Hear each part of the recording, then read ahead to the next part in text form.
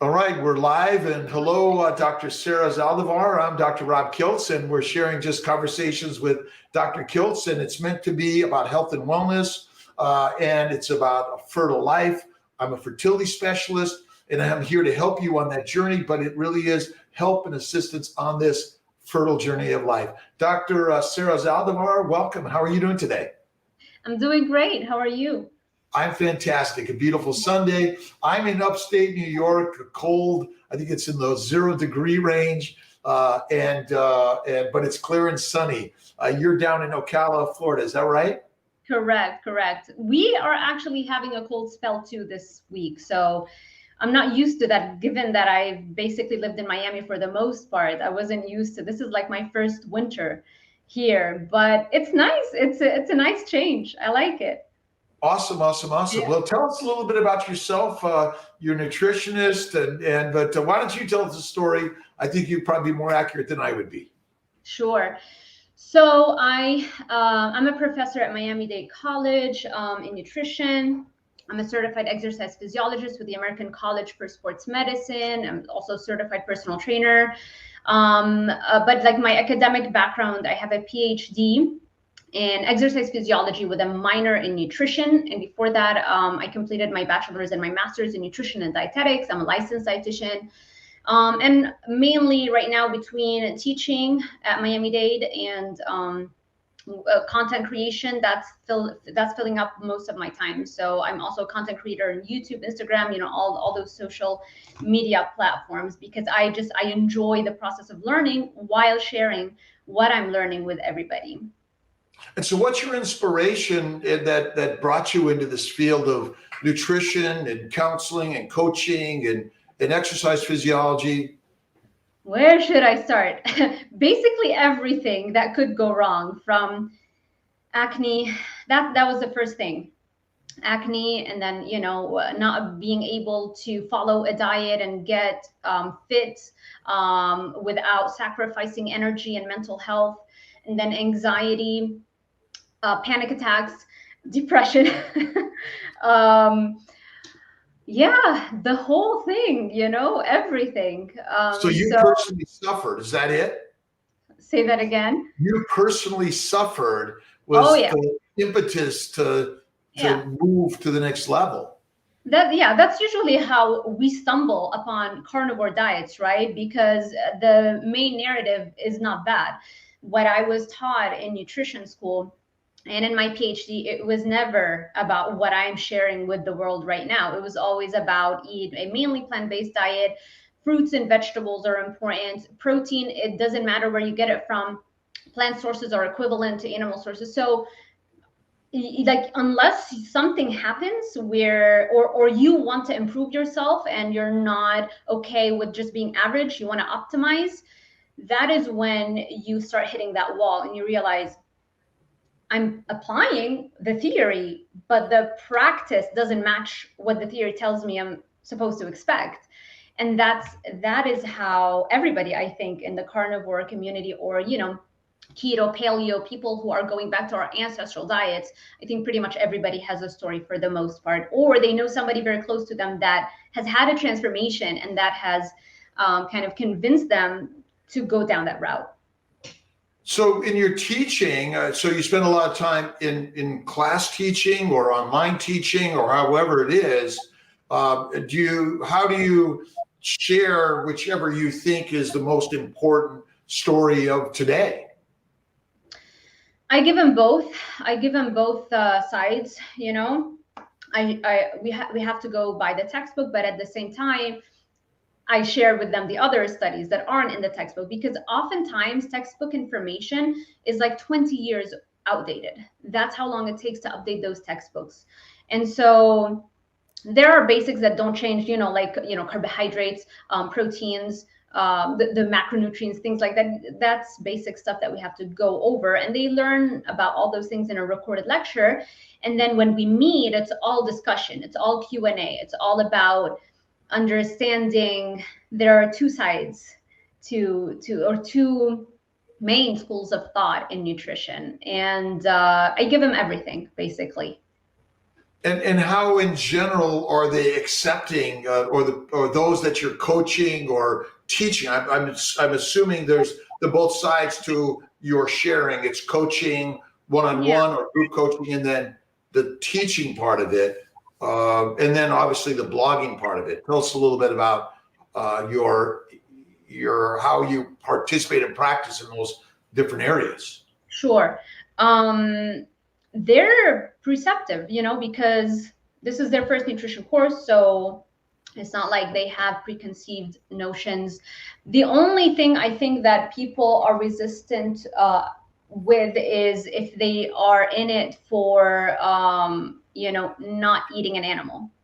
I think once you come across people who have been brainwashed by that movement with cherry picked information that really isn't mainly focused towards human health, it's mainly focused towards the human animal suffering and animal cruelty, which by the way is great. Nobody is advocating for that, but yeah, it's mainly I think the vegan movement of people who follow that tend to have very strong feelings whereby there's just like that, like the only thing that they believe is right, and anything you say they're going to counter that. I think that's the only, but I mean, I almost never, they're allowed movement, but as a matter of fact they're a very small minority, like as a percentage of the population. I see that more on like social media, the social media arguments, It's but political. not in school. Mhm, mhm, mhm. So Yeah. what about your thoughts, and maybe you could tell us specifically about the dangers of a plant-based diet, herbivore, essentially. If we're just, it's sort of, I always say there's only three diets: herbivore, omnivore, and carnivore. Yeah. That's really divides it into what you eat, because there's so many different things within all of that. Uh, and do you have any comments and thoughts on, okay, what about a plant-based diet Yeah. leads to the disease, and what are the diseases that we're talking about that you have found is important to share? So students of mine reach out to me after trying a carnivore diet, and their anxiety is gone, their psoriasis is gone, their depression is gone, they're dropping weight easily. Um, the vitiligo goes away, which those are things that we never really thought about in terms of nutrition and that impacting those autoimmune conditions, right? So things that you never even would have thought about are being improved by diet, by going back to that ancestral diet. With regards to plant-based diets, I shared something this morning or yesterday on my Instagram. The Smithsonian magazine had an article about how 84% of vegans, which are people who are only herbivores, right? They're only eating plant foods. 84% of them quit within 1 year, and 30% of them don't last. I think it's like a third don't last beyond the first 3 months. And mainly, one of the driving reasons for that is their declining health. Your health starts to rapidly decline, which makes total sense because when you exclude animal foods, there are a lot of nutrients that are either exclusively found in animal foods or they are found in much larger amounts in animal foods, right? I think there are like 14. I did a video on my YouTube channel, 13 nutrient deficiencies that you start to accumulate on a vegan diet. And I forgot to add one more. I should have made 14 nutrients, which is choline. That's an additional one. But iron, it's not like you can't get iron from plant foods, but you would have to eat a lot of carbs in order to get enough iron. And then the form of iron in plant foods is non-heme for the most part. It's different than the more biologically active form of iron in animal foods, which is heme iron. We said choline, zinc. It's not that, again, same as iron. You can't get enough on a plant-based diet without paying the price of very high carbohydrate consumption. Um, what else? Omega 3s, the DHEAs. It's very difficult to optimize for your health on a vegan diet without having to supplement on a consistent basis. And you can only supplement with the nutrients that nutrition as a science has discovered so far. Nutrition as a science, like the modern history of nutrition science, it's very recent. The first vitamin was isolated in 1926. It was vitamin B1. And then in the 30s, vitamin C. Vitamin K2, like in the last maybe 30 years or less. So we're constantly learning new things. Taurine, it was only in 1998 that we discovered that taurine is an essential nutrient, or you can only get it from animal foods. So you can only supplement with the nutrients that science has isolated and discovered and realized is essential, and that there are supplements for. But then the other question is, how do you know what is the ratio between the nutrients? Because nutrients work together.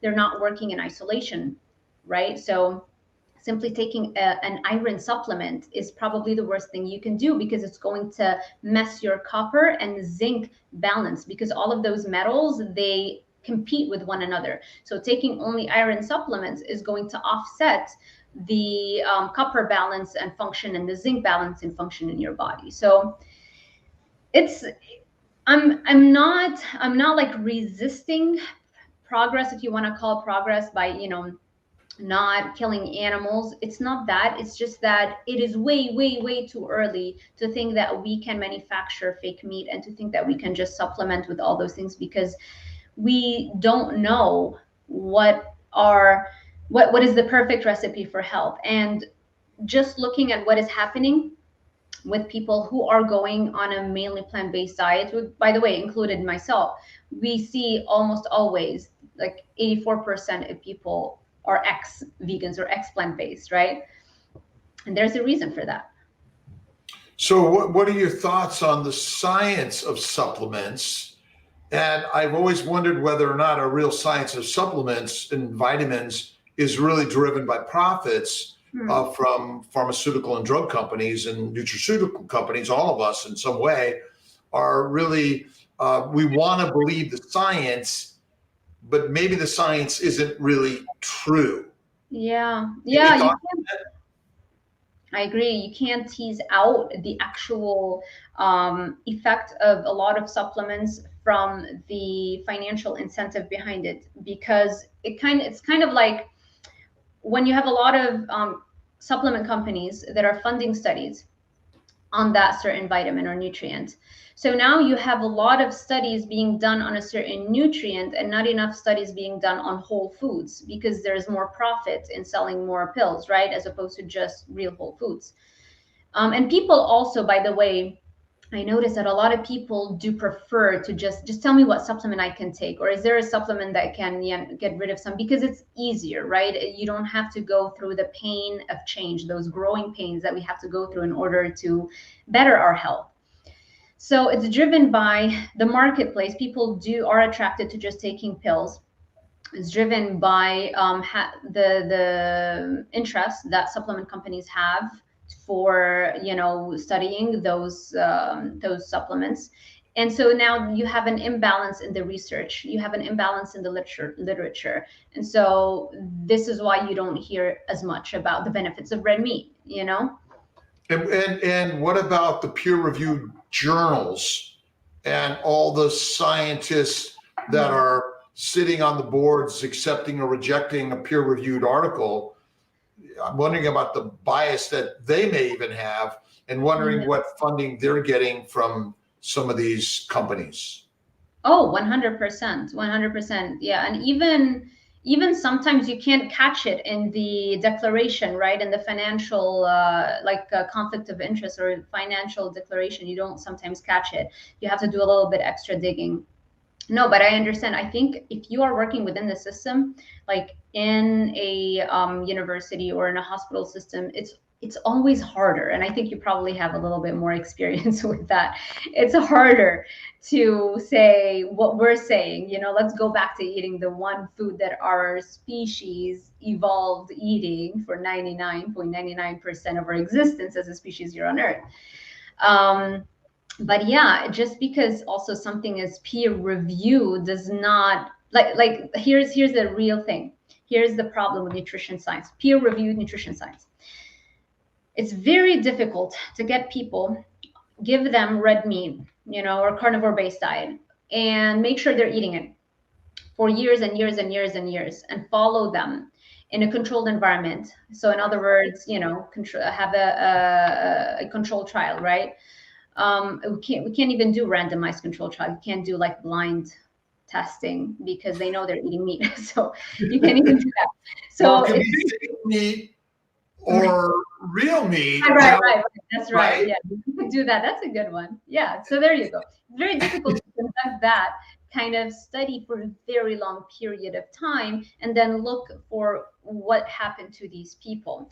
And this is why, and I understand it's hard, but this is why we are relegated to these large scale but epidemiological or correlational or observational studies where the main tool they're using, which is, by the way, it's a questionnaire that they use, and I used that when I did my master's degree. It's called the Food Frequency Questionnaire, or the FFQ. And that tool is inherently flawed. I mean, there's a whole body of literature that exists just to criticize the Food Frequency Questionnaire and those epidemiological studies, right? So, but that's what we're using in order to check for diet and disease. We're asking people if they ate pizza that has pepperoni on it. And if they say yes, we consider them meat eaters. And so, yeah, of course, somebody who's eating burgers and pizza is going to most likely suffer health consequences. We are coming across the healthy user effect, which means that when people are reporting eating a lot of meat, oftentimes most people that are eating a lot of meat, they're eating them with junk food. They're not eating, grass-fed, high-quality meat with the absence of all the other things that go along with it, the fries, the sodas. So we're not controlling for that. The smoking behaviors, the lack of exercise that tend to go along with what we call the James Dean effect, right? People who are just, not really living a healthy lifestyle. So until they do the study where they get plant-based or vegan randomized control trial, get the plant-based and the vegans, and get the carnivores that are eating, real whole foods, put them somewhere for 6 months. Ideally, we need 2 years, but I'm just trying to be a little realistic. Put them in a lab for 6 months. Make sure they're eating those foods. That would be the ideal study that would finally kind of give us the answer. But there are some studies out there. In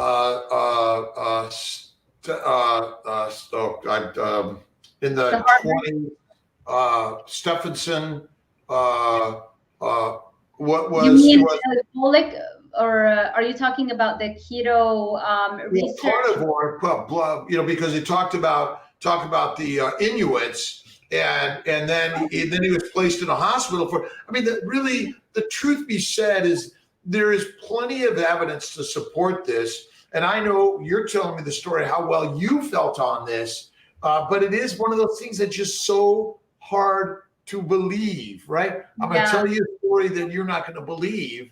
Yeah. And because really, what is the purpose of food in our society? Yeah. I would say it's part of the party. It's part of our amusement. It's not, we don't understand food as our sustenance for energy. Is that kind of how you would put it? How do you find that people are sort of, why they're resistant and why they're accepting of these things? Yeah, first, you're right. I completely forgot about Stephenson when he spent time with the Inuits, and then he was so convinced about that, came back and actually did it. I think he did it for a year, right? Under the a year or two. I can't remember, a year at least. Yes. Yeah. You're right about that. I should do a video on that just so that, more people hear about this. So yes, I think that food is it's not me thinking that, it's science really that has proven that you destroy your dopamine receptors, which allows the dopamine producing feeling like if you destroy your dopamine receptors in your brain, you can't feel the effects of dopamine, right? You can't feel the pleasure of dopamine, feeling motivated.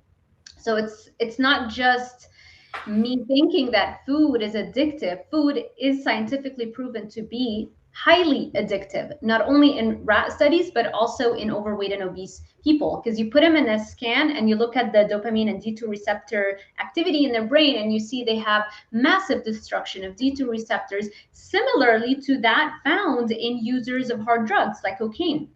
So you look at the brain of somebody who has obesity versus the brain of somebody who has been using hard drugs. And while the hard drug user is going to have more extensive destruction of dopamine receptors called the D2 receptors, the overweight and obese, especially the more obese you are, the more D2 receptor destruction you have. But it's similar to that hard drug user's brain, only slightly to a lesser extent.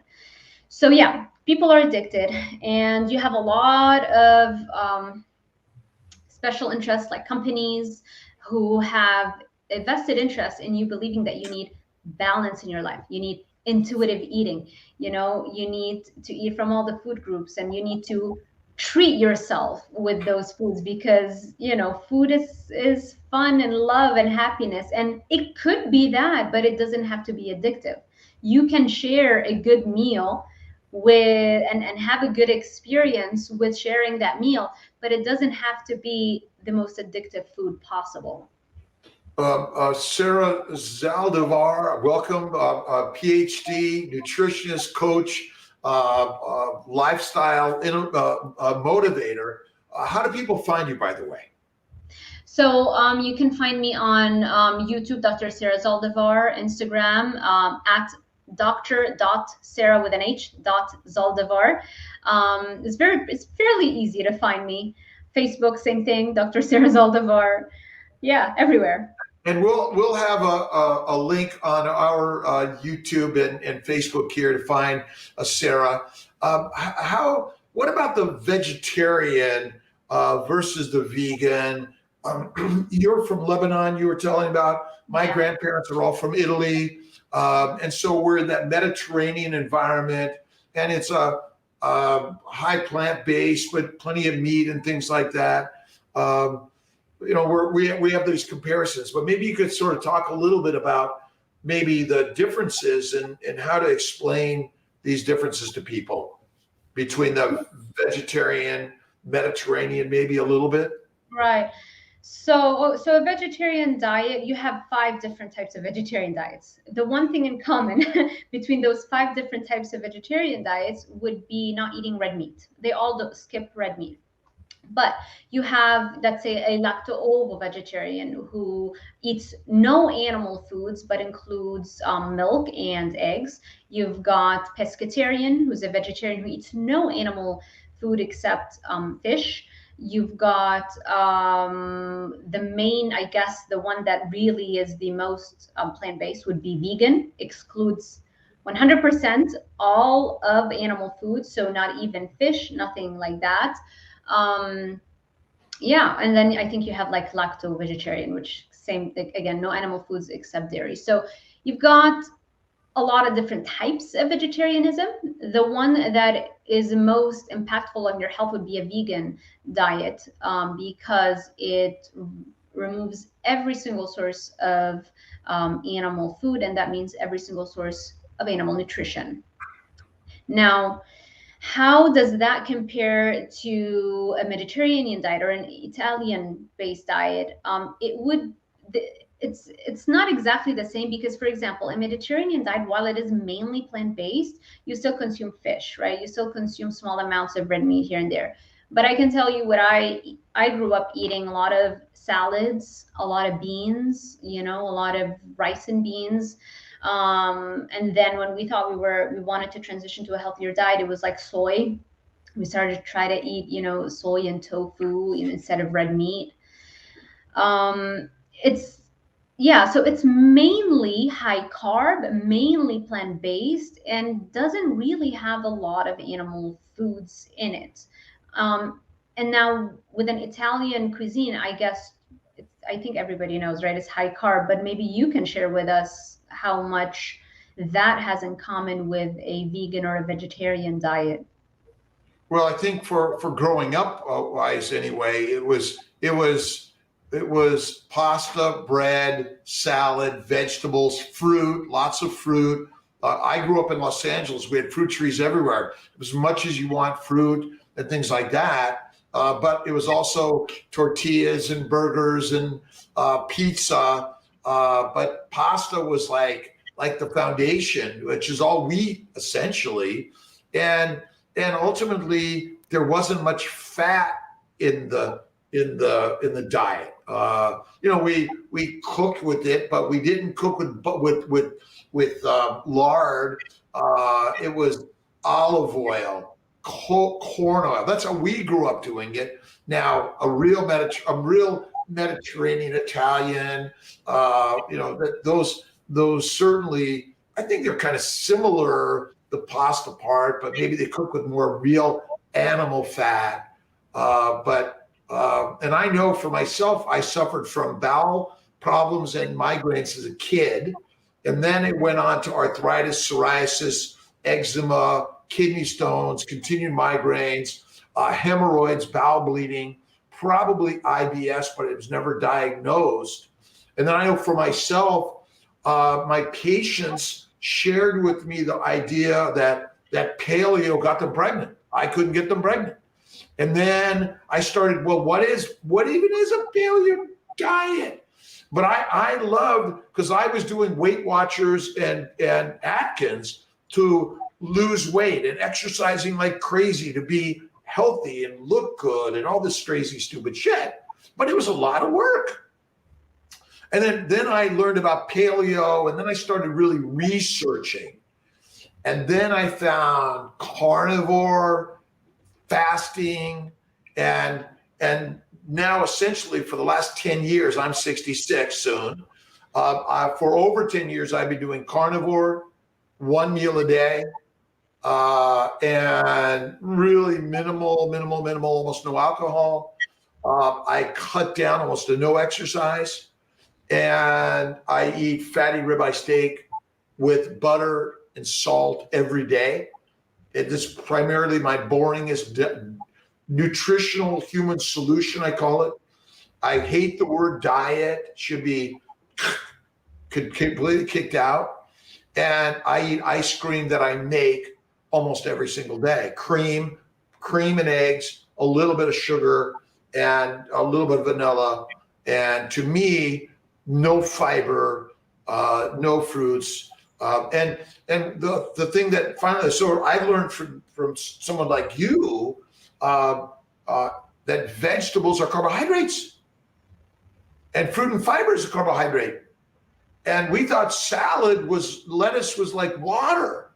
And so, I'm learning from you and others in this, and I know that the carnivore place that we talk about is such a narrow window that people just want to run from, and it's boring.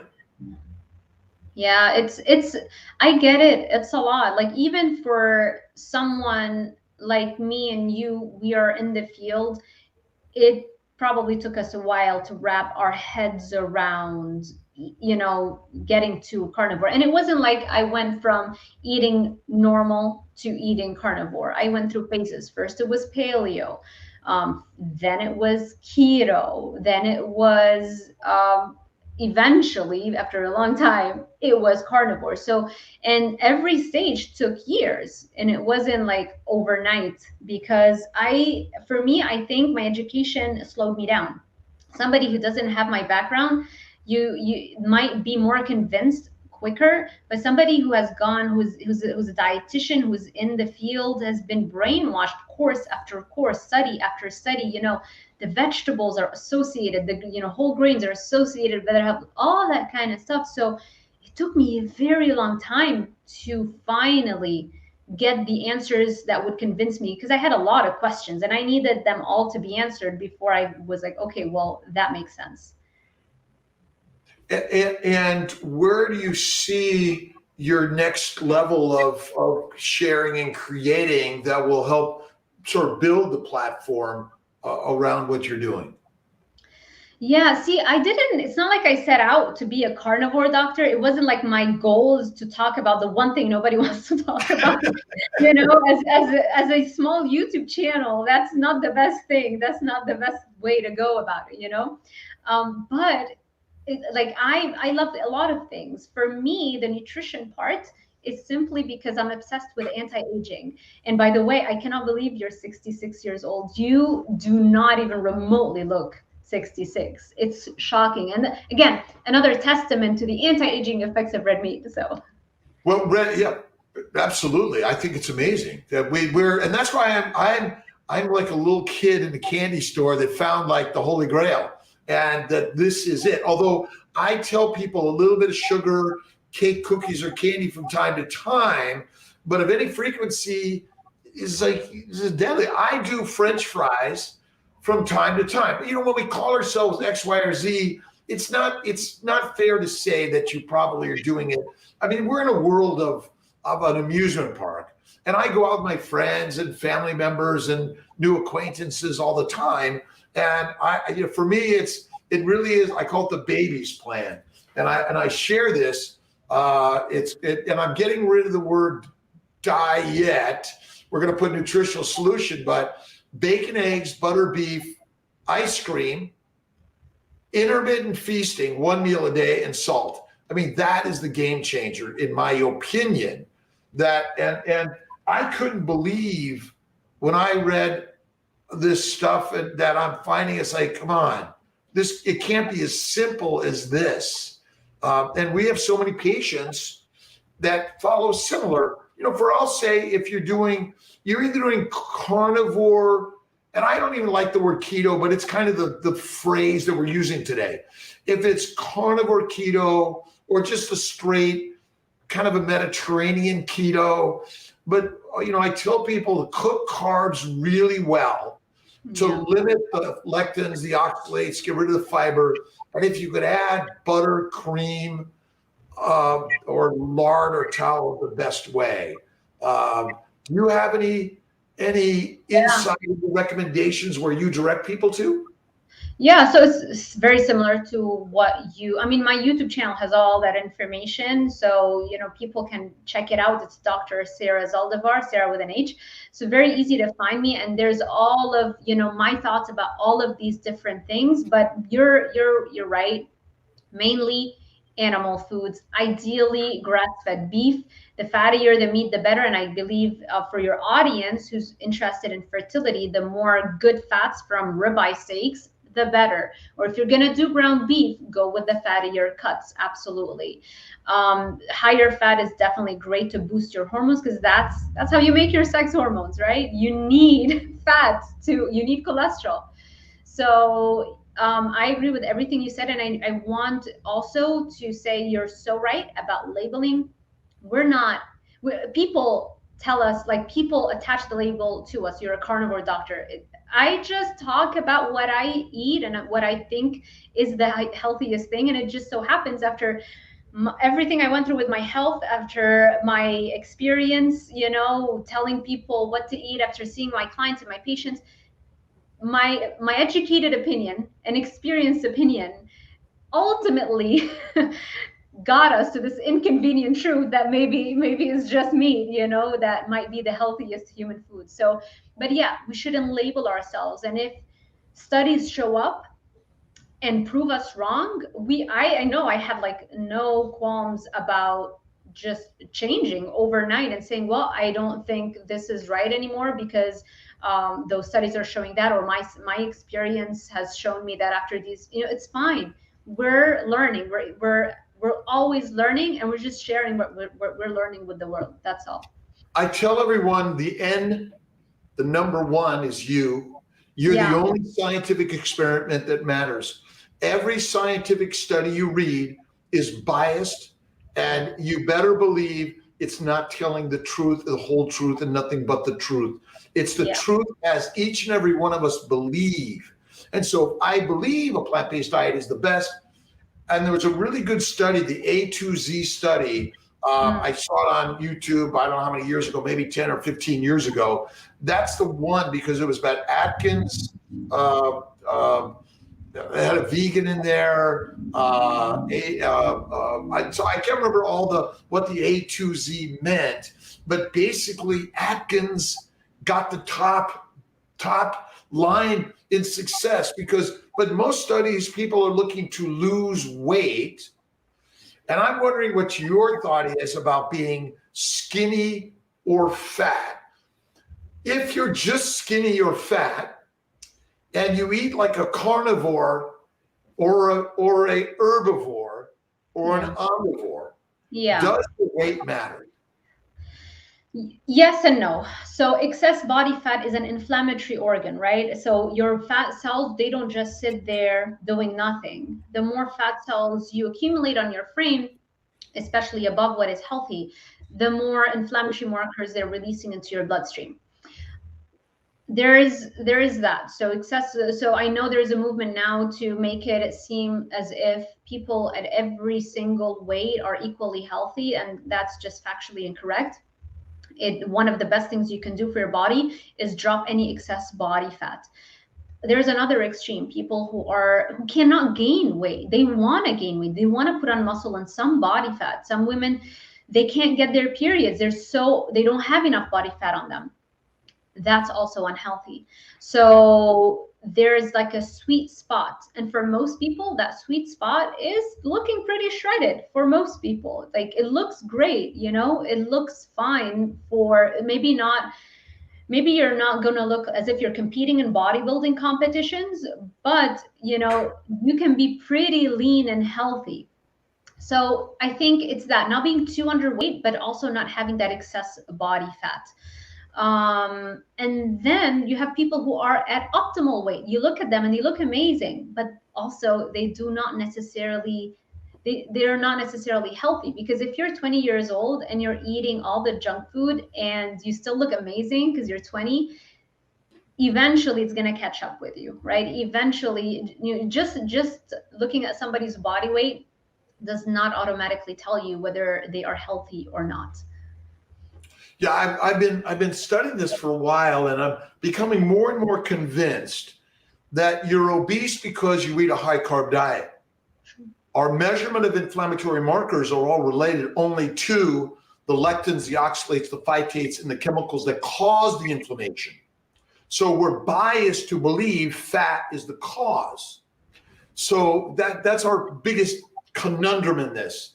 And as I've been practicing and looking at this more, I'm convinced fat is the best genetic predisposition that we've ever developed, because we're built to get fat, and those that get fat easily historically were the survivors and the reproducers.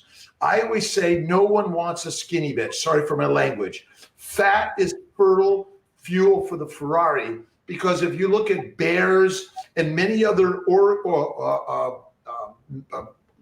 animals, they get fat, they get pregnant, and they hibernate for long periods of time. So I've recently sort of been changing that and looking at it and wondering, because there's such a prejudice against obesity in the medical and scientific world, we're trying to solve something by simply losing weight. And I think we're missing the mark here, that in fact, maybe the genetics to get fat are the best, but because we're so judgmental. So that's just kind of an interesting thing that I've been looking at and wondering about. Any thoughts on that? Yeah, so here's my thought. My thought on that is that what is important, is training people to access their fat stores. So when you put somebody on a ketogenic diet, they eventually keto adapt, right? It takes, let's say, 2 weeks. For some people, it takes 6 weeks. It never really ends. I mean, there are studies that show athletes who are continuously keto adapting and getting better and better at using fat as their main energy source, even after 2 years. So it's a process that never ends, but you really start feeling the effects of keto adaptation after, let's say, 3 days. For most people, 7 days to 14 days. So So go ahead, keep on going. I'm sorry. So if somebody is overweight or obese, what I would want to do is train them to be able to tap into their fat stores. So the thing is with obesity and overweight is when you become unable to shift fuel sources, you're so reliant on carbs and sugars. That's why you're so addicted. Every 2 to 3 hours, you need a hit of carbohydrates as an energy source. So you have forgotten that when you were born, you were mainly keto adapted. If you were breastfed, for as long as you're breastfed, you're on a ketogenic diet, right? And so, but the moment we wean our babies off, we start giving them non-ketogenic foods, right? We start giving them the applesauce and the bananas and things like that. So right away, we start forgetting, our bodies forget how to tap into fat as a main energy source that we should mainly be using to fuel our brains, to fuel our bodies. And so here's what happens. In order to improve someone's health, you want them to get keto adapted. And as a side effect of keto adaptation, they will naturally lose the excess body fat and their inflammation is going to drop. Because now, by the way, even on a lean person, somebody, you look at them, they're like, wow, they're so fit, they're lean. Even on a lean person, they have close to 40,000 to 100,000 calories worth of stored fat versus only 2,000 calories worth of stored carbs in the form of glycogen in your liver and muscles. So even in a lean person, look how much more body fat you have stored already. So the trick is to be able to tap into that, to be able to use that as your main energy source. And this is where keto or carnivore, any very, very low carb diet can improve our health so much. What's your thoughts on fasting? I love it. And I think you should. What is the definition of fasting? Fasting is just compressing all of your foods within a narrow period of time. So whatever calories you're going to eat for the day, eat them in a compressed time period. And that means you're not eating for the vast majority of the day, depending. There are different types of fasting. For some people, they do, they'll eat within a 4-hour window. Some people, they'll eat within a 6-hour window. So it really depends on, yeah. You do that? 1 hour window. 1 hour. Oh, so OMAD, 1 meal a day. 1 meal a day, which I'm curious. What historically, what did our ancestors? How often did they eat? 50, 100, 200,000 years ago. Yeah. Is it 1 meal a day or far less? Yeah. It was the likelihood. I think that's great. I did that for a while. It worked for me. I even did like full body, full day fasts, and then I would do OMAD. The only thing for me is that I also do bodybuilding. So I lift heavy weights. So I need even more protein in order to put as much muscle and, to progress with my lifts. And so for that, that's why I went back to eating more meals. But even with that, I still do intermittent fasting. But I don't force it. Like, I think that's the key. Yeah. So, it's interesting because I've come up with the concept that the body only burns fat and it never burns sugar for energy.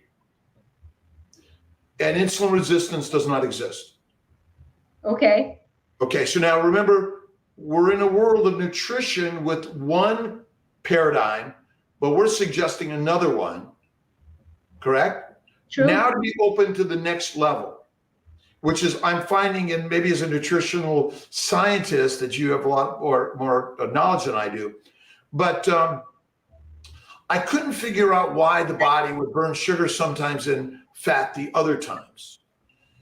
And I bet it's not true because everyone has always in their cells short chain, medium chain, long chain fatty acids, always.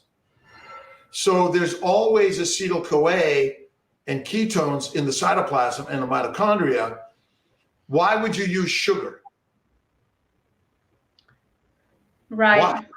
And so again, I asked the question, but because until we say, well, let me look at that, we're too quick in our science, because I know this is all of us, that no way. Because keto has been labeled as a shift from burning sugar to burning fat, but maybe what it is only a low glucose environment. Now you've lowered your total caloric intake in the form of sugar and proteins. Mm-hmm. And that's why fasting is our historic nature. This 4 to 6, 8 hour window of eating is not natural, because what were you carrying around? Nothing. Yeah. So that's kind of the part. And insulin resistance, this is the interesting part. I would say that if you're eating a carbohydrate diet, your bowels are always full of carbs. As long as the bowel bag is always full of carbs, that means you're secreting sugar in your bloodstream all the time. Fermentation. As long as you're secreting glucose into your bloodstream, insulin always goes up. Yeah. And the only function of insulin is to convert amino acids and simple sugars in the liver to fat, which is not our idea of insulin, is it? Yeah, it has so many different functions, but I think it's a great question you're asking. That's all I'm coming up with a hypothesis and theory. Yeah. And I already got the ideas that prove it, but it's our same problem in science. What are your most difficulties that you're finding in your scientific endeavor, in your research? And the main thing is the confirmation bias, which is, I think everybody should Google what is the reticular activating system, or the RAS, right? The reticular activating system is that part of your brain that allows you to only see things that you deem to be relevant to you. In other words, like that's the part of your brain that allows for confirmation bias to happen, which is like when you buy a car, you've probably never seen it before, but after you buy it, all of a sudden you see it everywhere. It's not that it wasn't there before, it's just that now your RAS is triggered because now this car means something to you. So now you can actually pay attention to all of the other cars. Same thing happens in academia and in we have been told a certain narrative that, Kellogg's cereal is healthy for you, and that's the most important breakfast or meal of the day. So all these research studies have been done to kind of confirm what a lot of researchers already kind of thought might be true. Maybe, more plants, more whole grains, more fruits, this seems to be healthier, so let's do more of those studies. And more of those grants get funded, because they follow a narrative. So you can say, in order for me to get grant money to do my study, I'm going to say in my grant proposal, like, look at all these studies that show what I like, that it's in a similar vein, as opposed to proposing something completely new. Good luck getting a grant funded, right? And so that's the problem with nutrition science and science in general, is the confirmation bias of humans, because scientists are humans and they have those same biases as well. And another thing that kind of compounds that problem is that in academic institutions, it seems like everybody kind of goes with the flow as well, and it makes it harder to work outside of that and think outside the box, because all of your peers are all saying the same thing, and you can get attacked. I mean, I know this has happened to me, and now even more, that more people are learning about me. People in the field, they want to attack you for daring to question a narrative that they so wholeheartedly believe in, even though clearly it's not working for them. So what's your method of moving forward and keeping on this track and this journey? So yeah, I'm an eternal learner. I have all of my life to continue what I'm working on, and my main goal is I don't want to die. I am passionate about anti-aging science, and I want to achieve what if you know about Dr. Aubrey de Grey, he is like the main researcher for Sense Foundation, this foundation that main goal is to cure aging as a disease. There are so many, by the way, of those like organizations and startup companies that are doing the research to look at aging as a driving disease that drives really all the other chronic diseases, because most other chronic diseases spring up as the aging process takes hold. So for me, I want to achieve the escape velocity. What is escape velocity? So Aubrey de Grey, that I was referring to earlier, according to his research, there is a 50-50 chance, 50-50 chance that we might achieve escape velocity in the next 15 years. What does that mean? That means that there's a 50-50 chance that the anti-aging research is going to allow us to have the tools to prolong our lives, have the treatments, enough treatments to prolong our lives long enough so that more treatments come and we keep using those treatments to prolong our lifespan enough to the point where we no longer need those continuous treatments and aging has been cured. In other words, if you're hell bent on that, and you want to prolong your lifespan, there is a 50-50 chance it could happen in your lifetime. Now, we don't know, obviously, we don't know how the science is going to go, but I'm keeping a very, very close eye on that. And that's why you see anti-aging stuff on my channel. But for me, diet is just one of the tools I use for anti-aging. So for me, that's just one thing I use. It's not like I'm obsessed with diet. I have goals. I want to do so many things. I have so many ideas, companies I want to found, like all those things. And this is a stepping stone that's going to get me there and get more people interested in this topic, so that the more people are interested, the more research is being done, the more I also benefit. So Cool. that is. So what would you say is the focus of most of your clients that come to you? What are they looking for, and how do you approach that? The majority. Yeah, I feel like, well, right now, by the way, I don't take one-on-one clients. Sometimes I do, but I don't advertise for it. And I generally will, like, on a regular basis, tell people I'm not taking online clients at the moment, because I want to focus on what I'm doing right now with just growing my brand as much as possible. So what I have found is that people have played with a vegan plant-based herbivore or just ate what they thought was healthy, and when that doesn't work, that is when they discover that what I'm talking about, because you kind of have to have this personal experience, because otherwise there's no reason to go down the research, because there's a lot of research and a lot of questions that you need to answer for you to be able to finally accept a keto carnivore diet as really being the healthiest human diet. What other things do you incorporate in that? And you said that your goal and what you're sharing in your YouTube and Instagram and things like that. What is the primary focus of what your goal is to share with the world? My primary focus is to help people see the other side of the science that isn't making the mainstream news, right? That they're not talking about the studies that show that beef fat actually lowers risk for cancers. They're not talking about those studies. They're just talking about the narrative that is kind of accepted. There's not enough people basically shedding light on this whole body of science that exists, but yet nobody's talking about it. I think there's fear involved, like people in institutions, they don't want to be, the person that's recommending just meat, because you will be, you will be attacked in a way, or, well, we're not going to get into that, but I'm sure right? Yeah, you too. Yeah, exactly. And it all depends on where you are at in your career or what your driving force is.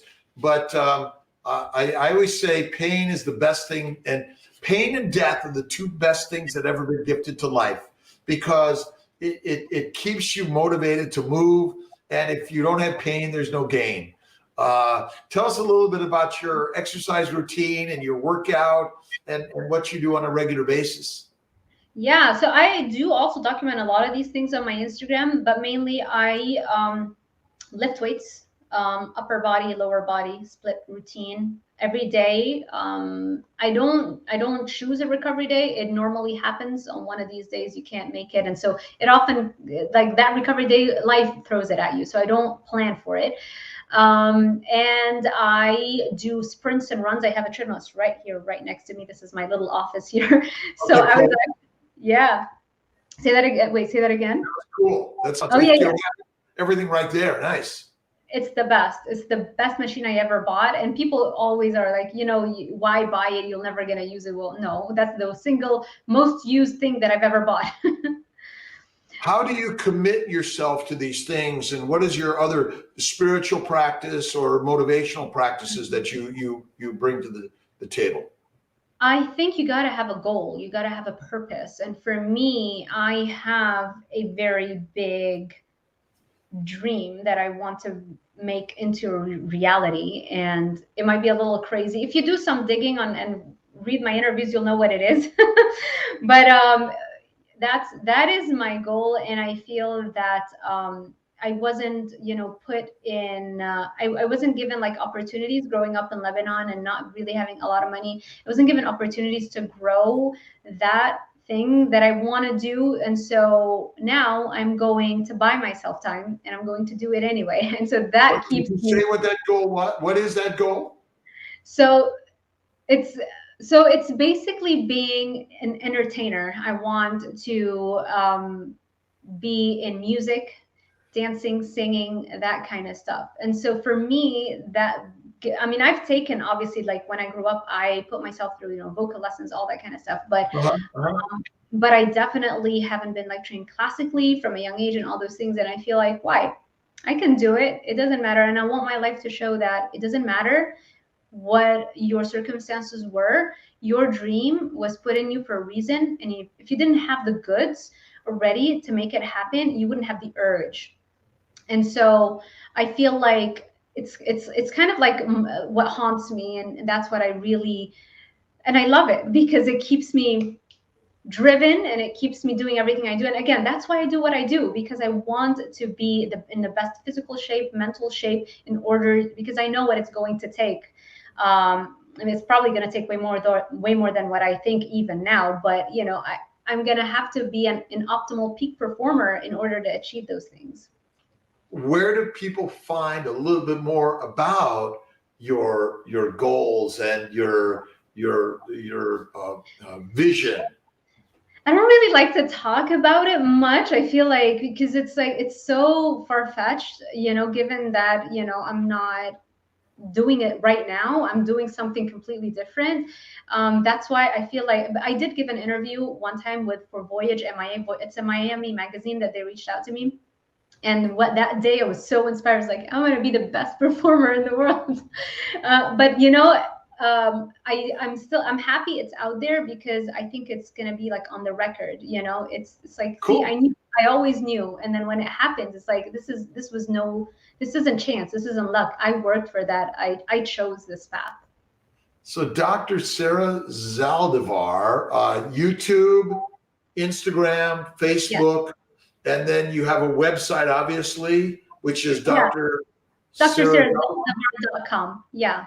It's very basic on my website. I don't have I made it so that it's presentable, but I don't have anything on it, like blogs or anything just yet. I'm mainly focused like YouTube, Instagram right now. But eventually, I wanted the domain, saving it, because eventually it's going to grow, obviously. So you have a dream and a vision that you're creating while you're sharing your expertise and knowledge about how nutrition will solve and eliminate so many diseases. We've had so many people joining us today. Any comments on just one from Erica on adrenal issues? Maybe you could comment about that, or just sort of bloating. Bloating. Okay, so what are your thoughts? So is your audience mainly women, or is it both? Oh, my audience is mainly women, but it's men and women. And it's mostly those that are looking towards their improving their fertility and their journey on having a baby, building a family.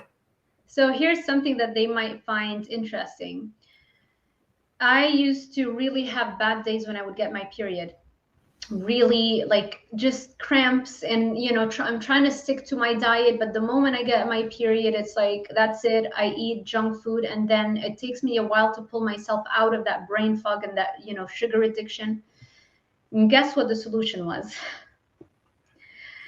Red meat, basically. Or even if somebody is not like ready to go red meat, just zero fiber. Like, it's really about not having an iota of fiber in your digestive system. And that means the day before and the day before, right? So like 2 days before you expect to get your period, zero fiber, no popcorn, none of that stuff, not even just a little bit. That for me, I cannot even begin to tell you, like not losing a whole day, because I'm a type A. I'm always want to be productive, right? So not losing that one day is crucial. And then also, more importantly, that means I don't get to eat addictive foods, which then it takes me a while to pull myself out of it, because my brain has struggled with eating disorders, right? Another reason why carnivore is so amazing for me, I don't have those urges anymore. So it's simple, isn't it? Oh, exactly. So people look at it, and that's something that I always say. A carnivore diet appears to be very restrictive, but it feels so freeing on the inside, because you feel like there's no brain fog. You have the energy, and so it's gaining freedom. And then What?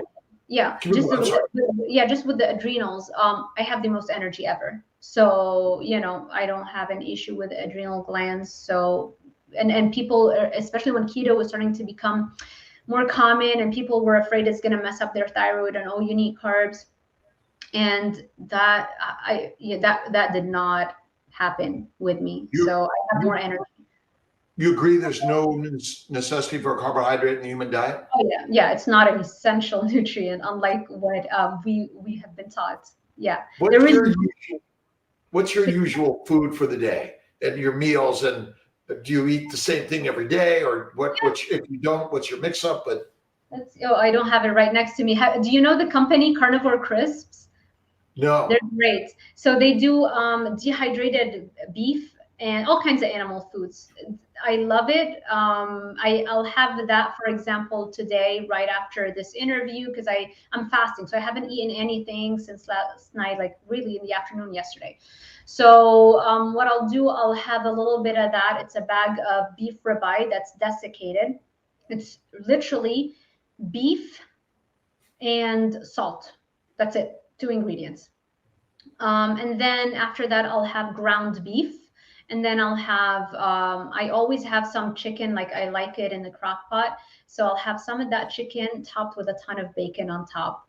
And that'll satisfy me.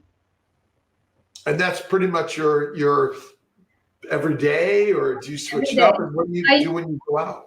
I used to do fruits. And now I've noticed that just cutting out the fruits, because, in the carnivore community, in the keto community, I think you may have come across the idea that, fruits might not be as terrible for us as compared to veggies. Just if you look at, what they have. But here's what I've noticed. When I keep it, even if even that one bowl of fruit, I don't know, it just triggers cravings in me. And I've noticed that if I just eliminate those, so now that's what I'm doing, I feel so much better and so much more energy. So I'll keep you posted. I'm sure, like on YouTube, I'll keep everybody posted what eventually happens. But for now, I feel like not eating fruits is even better for me. I think fruits are deadly. Plants are the predators and we're the prey. Plants don't want to be eaten, and neither does a cow. But a cow is not easy to kill, and a plant is. And so they kill us afterwards. That's their smart plan of life. They have to have a self-defense mechanism similar to every single living organism. I want to thank you for your time today on this beautiful Sunday, that you've allowed us to enter your home and share your beautiful, amazing ideas.